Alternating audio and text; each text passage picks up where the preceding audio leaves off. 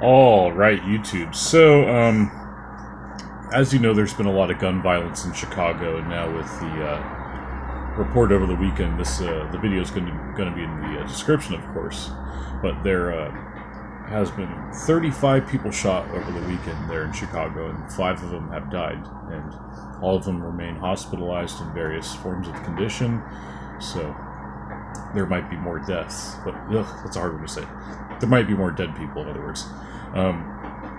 The thing I just want to look at, like I want you guys to maybe look at it from this perspective, because I feel that there's a lot of gun laws right now that will prevent folks from arming themselves, like law-abiding folks.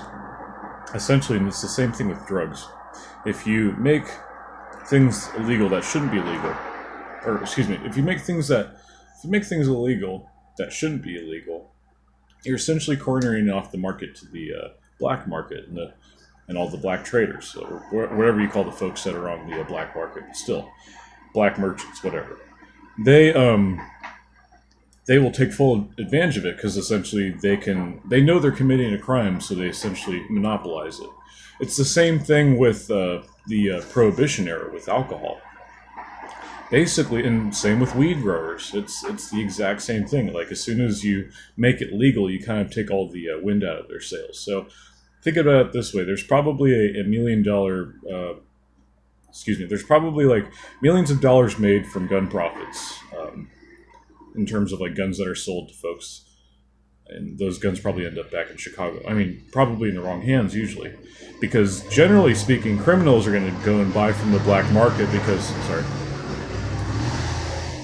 criminals are going to buy from the black market because they have, crime record or criminal records, which is, that I think that's usually the case, So obviously they're going to be buying from the black market, and they're going to be able to commit crimes, and it's just kind of a vicious cycle, The criminals tend to benefit from more laws, because they're criminals. They're not there to abide by the law. They're essentially there to break the law. That's why they're criminals. And they make a career out of it a lot of times. So everybody on the black market, all of the gang members, the various forms of gangs in Chicago, it's a big mutual relationship that they all kind of benefit from.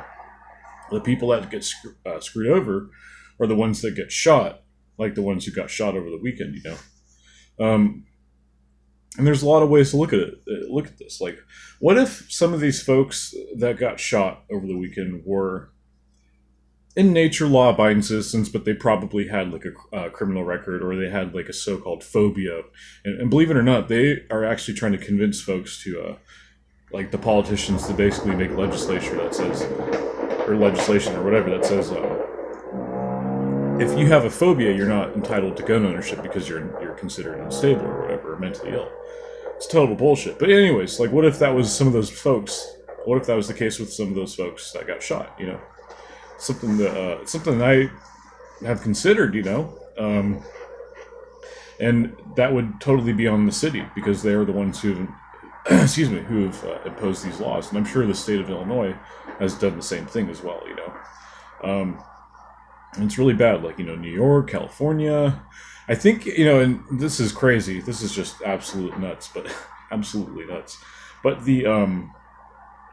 I think it's the state of California that's trying to basically say, well, all guns that come through California, or legally owned guns that come through California, need to have fixed magazines and can only hold 10 rounds. And I'm thinking, okay, well, look, if your idea is to basically make your job easier as government by basically letting us to arm ourselves, so we don't have to call the police when there's violence, then you're doing us a huge disservice. Because think about how inefficient I'm just picturing this in my head. What if I had like an AR-15 with a 10-round mag and 10-round maximum, and I couldn't take the magazine out of the gun? That would be bullshit. That'd be total bullshit. I would have to, like, how would I be an efficient soldier in that point? Or, an efficient militia person? And that's essentially what the Second Amendment guarantees me. It says that I can buy a gun, and I can essentially be my own militia.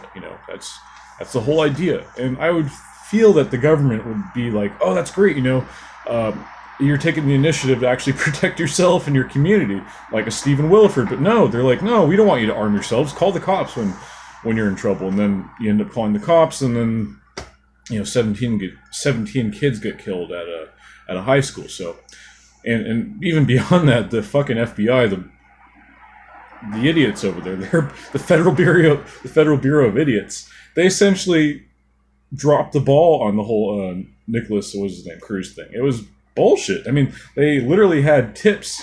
They had people call in and say, this guy is a little unstable, he's got a gun, and he's probably gonna, hurt somebody.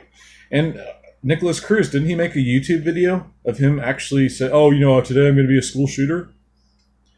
Yeah, and all this could have been prevented if, the whole Florida shooting is a different, the school shooting, that is. It's a little different because it's on a high school, and there's a whole debate about that, whether teachers should be armed, which I don't think that's a good idea. I will say that there are probably teachers that should volunteer to arm themselves. Like, I know a lot of my teachers, they were the type that were very pro Second Amendment. Yeah, so they'd probably arm themselves. But the thing is that at my high school, we also had like 3 or 4 sheriff that were on campus at all times during school hours. So we were well protected, and no one, I was raised in a very safe, city in Capitola. So I guess I got kind of lucky there, but I think that the same application at other schools with like maybe 4 sheriff metal detectors. I know that one of my friends, he went to high school in Los Angeles that did that.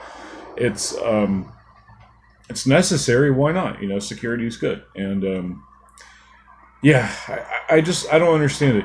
Hey, that was a pretty good take. I'm going to end it on that. But folks, there's really nothing wrong with wanting to arm yourselves, honestly. And we've been demonized into essentially being like painted as extremists. Like, we're painted as extremists because we want to arm ourselves, because we don't trust the government to protect us. Well, I don't really call that extreme. I just call that being practical and realistic, because the government and the police will fail you. It's not even anything against them personally. It's just that, look, when you call in an emergency or whatever, typical response time is probably going to be a lot later or a lot longer than you would probably need to survive. I'm just saying. So there's a lot of instances where people call the cops, and the cops show up and they're hurt or injured or dead, or it's bad or missing or whatever.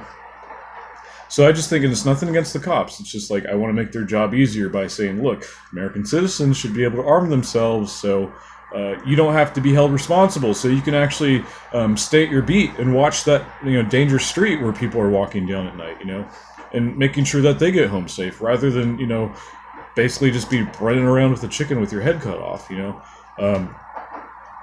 And that's why we come in. We were basically going to come in and say, like, all right, fuck it, guys. Like, just focus on your beat. We got the guns. We'll protect ourselves.